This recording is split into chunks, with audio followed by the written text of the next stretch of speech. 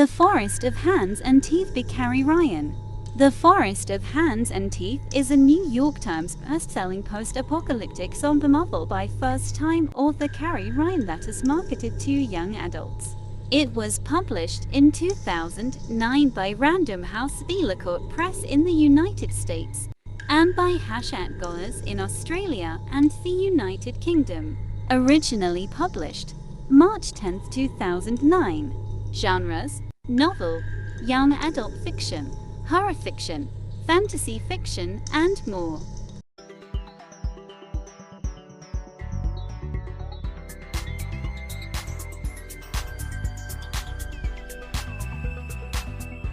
The Forest of Hands and Teeth summary. Once upon a time, a fenced-in village existed in the middle of a forest infested by the unconsecrated, that is flesh-gobbling zombies.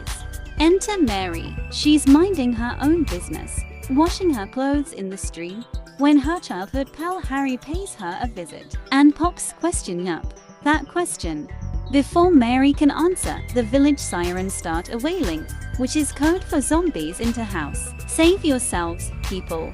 Mary hightails it for the village, knowing full well as she hustles along that this siren went off because she dilly-dallied at the stream. See, her mom really wants to find her newly zombified hubby, and Mary knows that because she stayed away too long.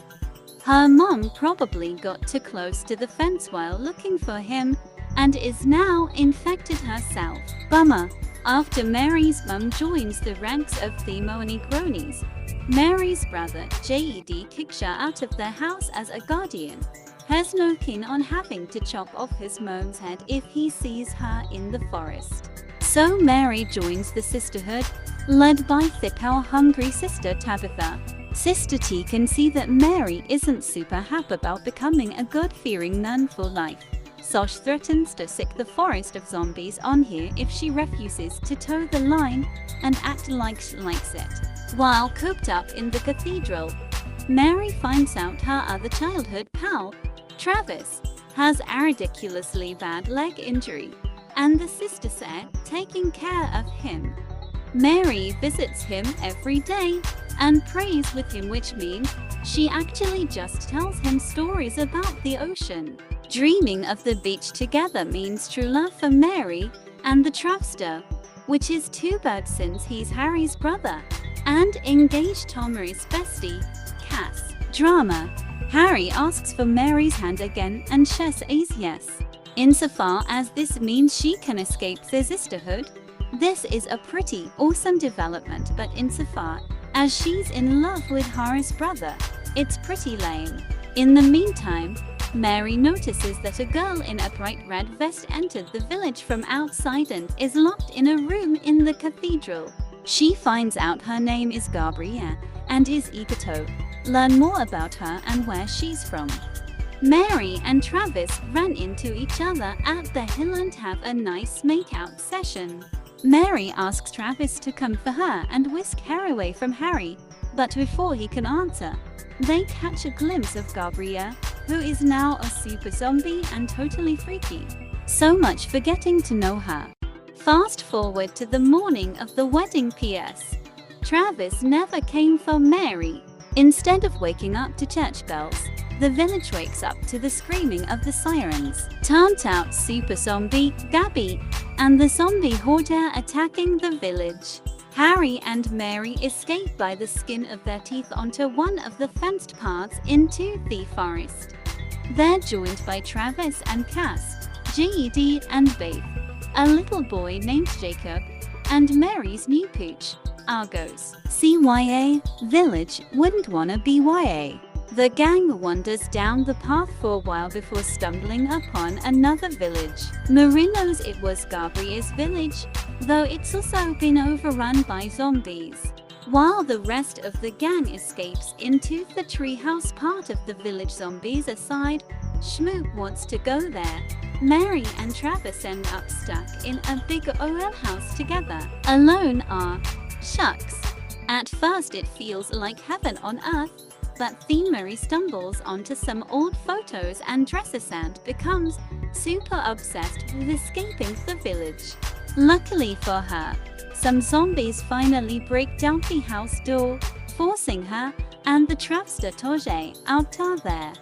Thanks to Argos and his fairy jaws of death, Mary shoves Travis into the attic and swims through a sea of zombies unscathed. The tireless threesome crosses the divide in Toad's treehouse village with a sheet rope, a barrel and some serious climbing skills from Travster, who still almost gets chomped to death by the zombie horde. Mary and Travis have a heart-to-heart, and Mary realizes that she needs more than the Travster to be happy. She just can't quit thinking about her ocean. The others agree to head back to the force paths once the weather cools down. You know that phrase about how the best laid plans are meant to be broken? Jacob accidentally starts a fire and burns down the village. So it's go time, so much for waiting for the weather to cool down. Travis saves the day by running the rope through Zombiville to the gates. Fluffy also gets himself bitten in the process. Mary slides down the rope to help him, but has already on his way to becoming a zombie. Before Mary slices off his head, he tells her that he'd already been bitten back at the big house, so he was a dead man either way. The gang is back to wandering through the forest, and by this point everyone's depressed and starving. They come to the end of the path, and Beth about has a hissy fit. Mary leaves everyone in the dust and scoots into the forest to find the ocean. The unconsecrated dog pile her and she'd be dead, except that JED saves her life. Yep, he decided to help her follow her dream. Unfortunately for him though, he slips off a cliff and dies.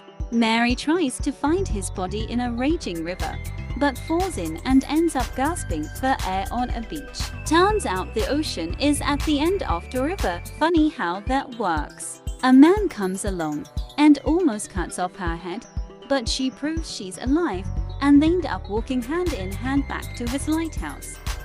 The end. What is the theme of The Forest of Hands and Teeth? The main theme in the dystopian novel The Forest of Hands and Teeth is that you need to take risks in order to achieve your dreams. All throughout the story, the main goal of the protagonist, Mary, is to reach the ocean, which her mother always talked fondly of when she was a little girl. Setting and context of The Forest of Hands and Teeth. The action takes place in a post-apocalyptic world infected by zombies. The action centers around the only surviving village with humans in it, and on the characters living in the Sage village.